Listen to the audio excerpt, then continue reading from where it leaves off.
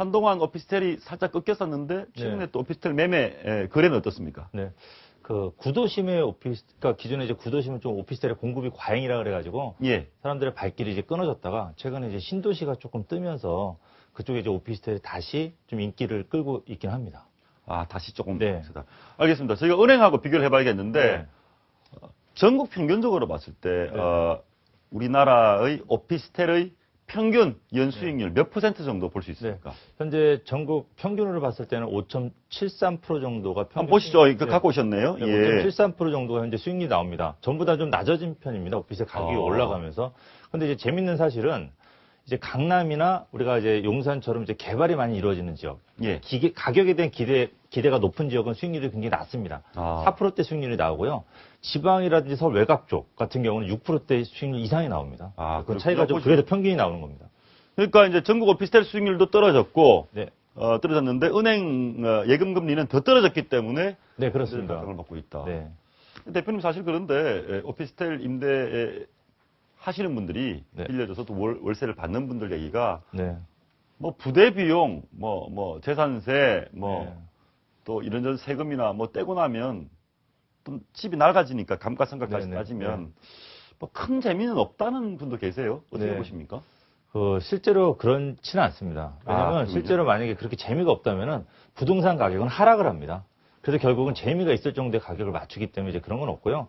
지금 오피스텔 같은 경우는 취득할 때 일반 주택보다 수익률이 좀 많이 높습니다. 그러니까 일반 주택이 1.5% 정도 세금을 낸다면 오피스텔은 4.5%, 3배 정도를 처음부터 내다 보니까 사람들이 그게 좀 과중이 돼가지고 오피스텔들은 진짜 세금을 너무 많이 내네? 그런 생각을 좀 많이 하시는 것 같습니다. 시간이 쭉 지나면 또 비슷합니다. 비슷하다. 네.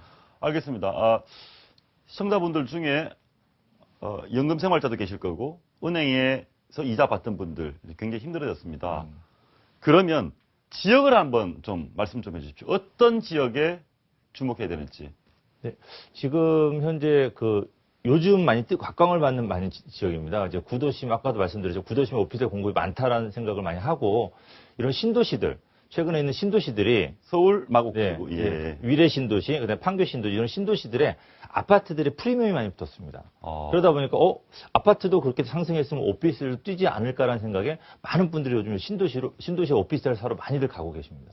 그 말은 신도시 오피스텔 산다는 것은 네. 오피스텔 매매가 상승도 기대를 하고 월세도 없고. 그렇죠. 둘 중에 어느 쪽에 무기가 실립니까? 지금 신도시 같은 경우는 아무래도 월세를 많이 받기보다는 시세 차익, 프리미엄을 조금 많이 받고 빠져나올 생각으로 많이들 구입하고 계십니다. 빠져나올 생각으로. 네, 그것 좀 조심하셔야 됩니다.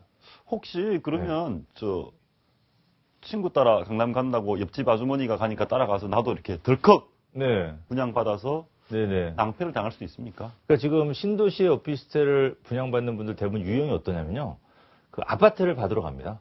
그러니까 위례 신도시나 마곡시 아파트를 받으러 가면, 분양받으러 가면, 경쟁률 100대 1, 700대 1 그렇습니다. 그러니까 낙타가 바늘구멍 들어가서 어려운데, 오피스텔은 바로 옆에 있는데, 가서 사면 됩니다. 그렇죠. 그러면 나중에 아파트처럼 프리미엄 붙을 걸 믿고 사시는 겁니다. 근데 이런 부분들 때문에 진짜 손 따라서 그냥 갔다가 사시는 경우가 대부분 그런 경우가 많습니다. 그렇더라도, 충동 구매하지 말고, 수익률 잘 따져. 그렇죠. 그냥 하시면 안 됩니다. 알겠습니다.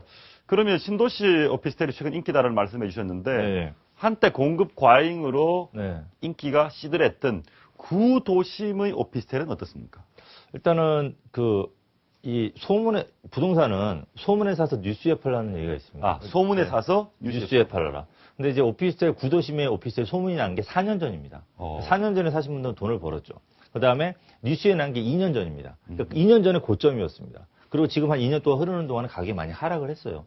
근데 신도시의 오피스텔은 지금 뉴스에 나오고 있습니다. 그러니까 지금이 가장 고점일 수가 있습니다. 그러니까 구도심은 저점 매수가 가능합니다. 그래서 구도심도 신규 오피스텔 분양받기보다는 한 1, 2년 된 오피스텔 정도를 새로 기존에 1, 2년 정도 월세가 돌아가던 오피스텔을 구입하시는 게 좋고 새로 분양받는 거는 안 되고요. 신도시 오피스텔 같은 경우 우리 시청자분들이 조금 조심할 필요는 있다고 보여집니다. 아무튼 그렇다 하더라도 평균적으로 은행 이자보다는 훨씬 낫다. 네, 아까 2배 정도 이상은 나오고